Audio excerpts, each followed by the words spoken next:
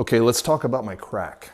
I'm wanting to finish this basement room, but during heavy rains, it takes on water. I'm hoping that sealing up this giant crack will help the situation.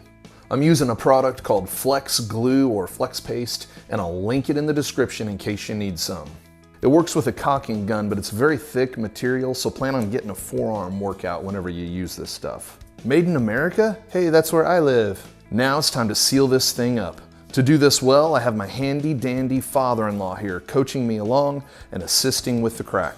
I start by running a line of Flex Paste in the crack itself, working from top to bottom, squeezing the trigger to get this stuff as deep into the crack as possible. Since this Flex Paste will make a rubber-like waterproof seal, I want to make sure to get it into as much of the cross-sectional area of the crack as possible. While you're using this, be prepared as it requires a ton of grip strength. It's so thick, which is good, but it does make the process a little slower than you'd think.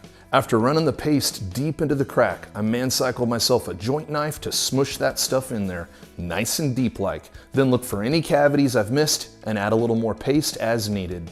After the crack's sealed from within, I add a second layer to the crack. This one expanding about 1 inch on either side of the crack on the interior wall. We once again use a joint knife for this and basically spread this stuff out so that we have a 2-inch seal to block water from getting through. We continue to work filling in the crack top to bottom all the way to the ground. In 24 to 48 hours, this stuff will be fully cured and ready to take on a mega flood. And when the rains do come, I'm hoping there's no sign of seepage from my crack, which would really be better for everyone. Now, when the job's done, just be sure to wipe well.